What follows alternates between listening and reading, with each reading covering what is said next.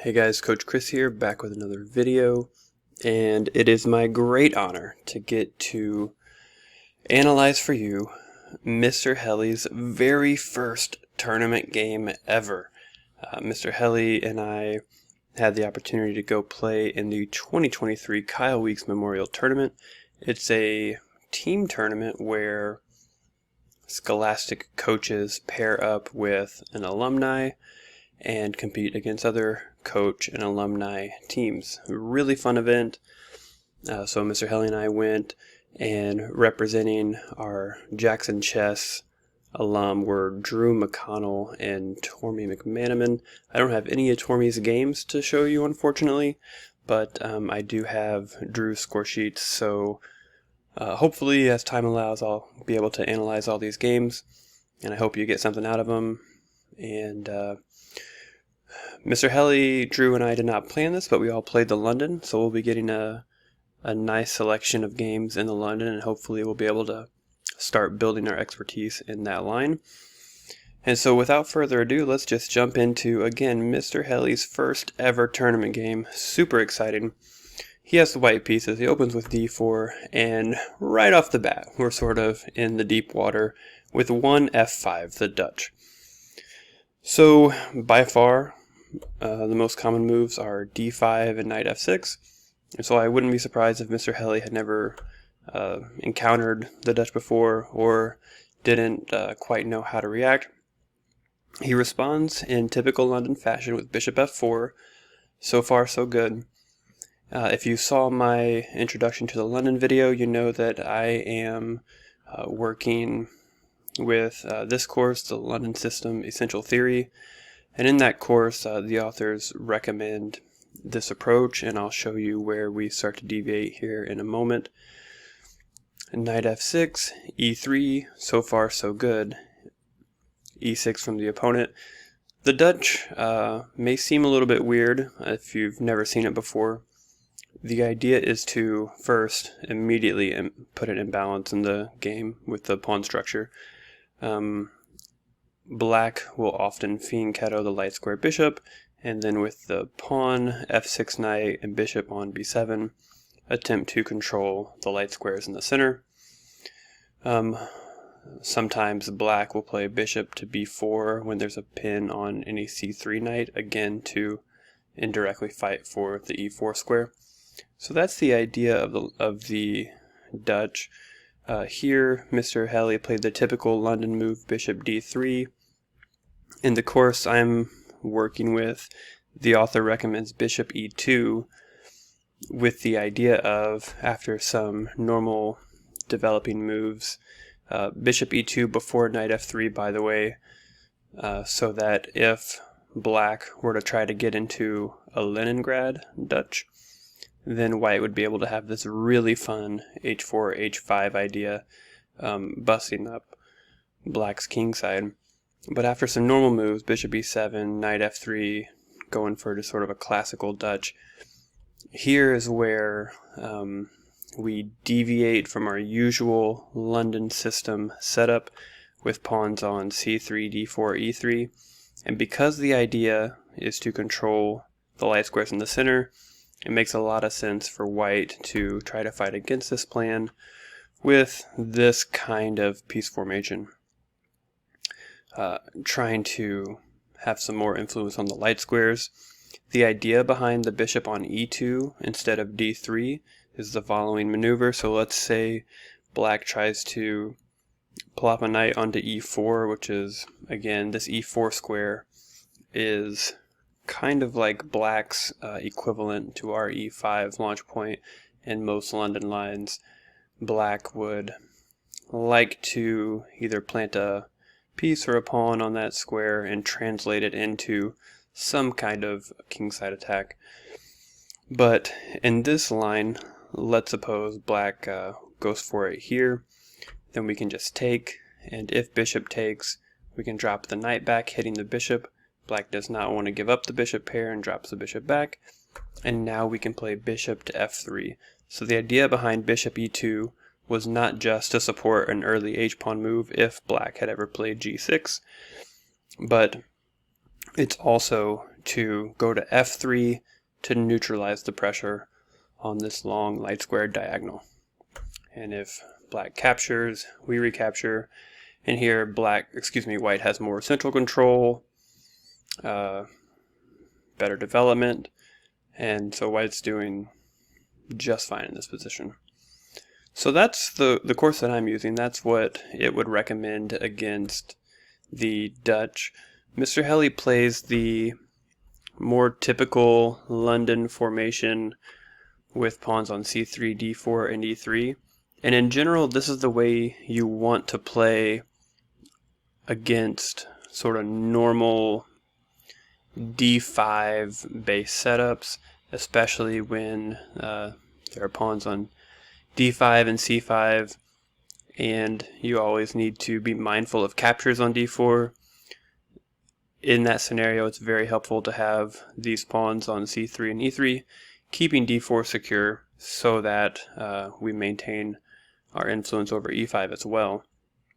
So even though Mr. Helle maybe didn't play the ideal formation, now I say that I'm sure there's some London course out there somewhere that is recommending exactly this for white, because it's just so sturdy. Like, I mean, there's nothing wrong with this. Engine is saying, you know, white has a very healthy, normal opening advantage, more control over the center, all the pieces are out.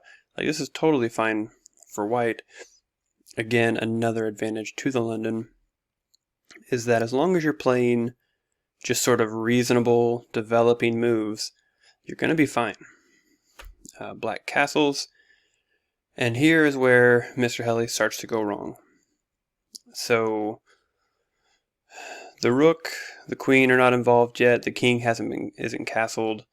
We have some things we can do here. We can play h3 so that if black ever challenges this dark squared bishop, we can tuck it away.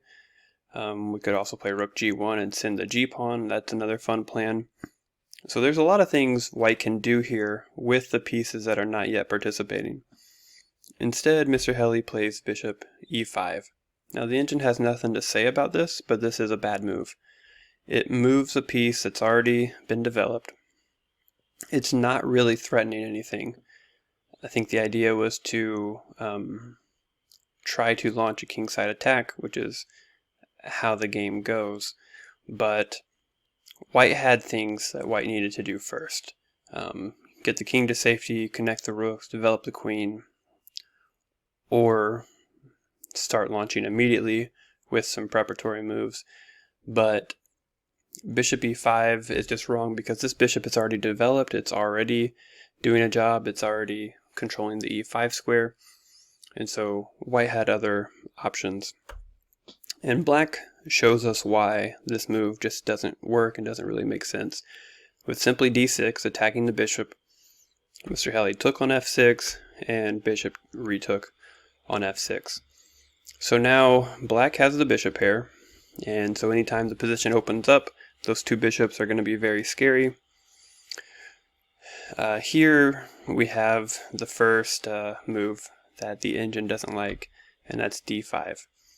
I think the idea was that if e takes, then maybe white could take on f5. So that may be true, but again, we have things we haven't done yet. Our king isn't safe, the queen isn't developed. We had things that we needed to do. There's nothing in this position yet that screams there's a tactic here.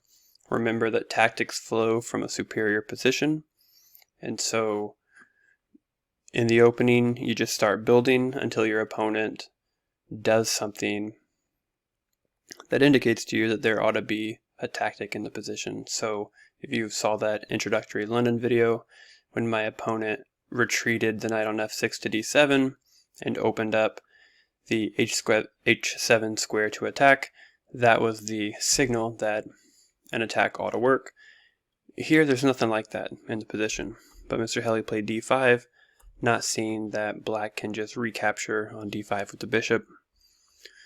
Mr. Helle played h4, again trying to start a kingside attack, but there's not really anything in the position suggesting that the attack is on.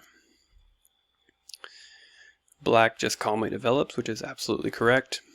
And Mr. Helle played knight g5, hoping to open up this light squared diagonal. Maybe whenever there's a recapture, the rook opens up. And so that's the idea, but it's kind of a fuzzy idea. He didn't calculate it concretely because black can just capture.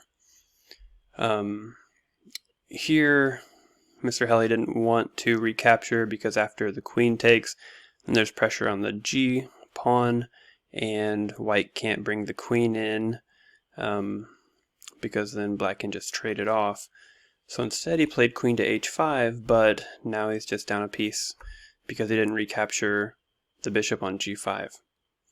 So black very calmly just retreats. Black is just playing very principled, normal chess. After the sort of weird opening, since then, black's moves have been logical. All the pieces are developed with a goal in mind. And then once we're out of the opening, then black is just playing really, really solid, thoughtful chess. e4, trying to open up the position and mix it up, which makes sense when you're down material like this. You kind of have to be tricky and try to cause problems for your opponent. But black just has everything well in hand. Black just sort of takes the material on offer. And when you're up material, the idea is to trade off the remaining pieces and win a simple endgame with your extra material. And black manages, but black also spots the tactical opportunities when they pop up. Again, tactics flow from a superior position. Black just played some solid, reasonable moves and took the extra stuff when it was available. And here, opponent plays the very nasty bishop g5, skewering the queen to the king. The only way to save the queen is to block it with a rook, but that's still an extra exchange for black. And then again, black shows really good technique, offering a trade when up in material. Mr. Helle avoids the trade, but at this point, black's up 2 rooks and converts pretty easily. Again, another nice decision from black, trading off queens and planning to win with 2 extra rooks. Again, Mr. Helle drops a piece here, but the game was already well in hand for black, and black won without too many difficulties. So that was Mr. Helle's very first tournament game. Rough way to start, but no judgment here. I distinctly remember my first tournament game. I lost to a 9-year-old. I hung a knight on c6 in a Sicilian Najdorf almost immediately. It was very painful. So our takeaways from this game are that we could have developed a little bit differently in the London, but our first real mistake was bishop e5. There were other things to do. The attack will come by developing naturally. So, more London games to come. Stick around.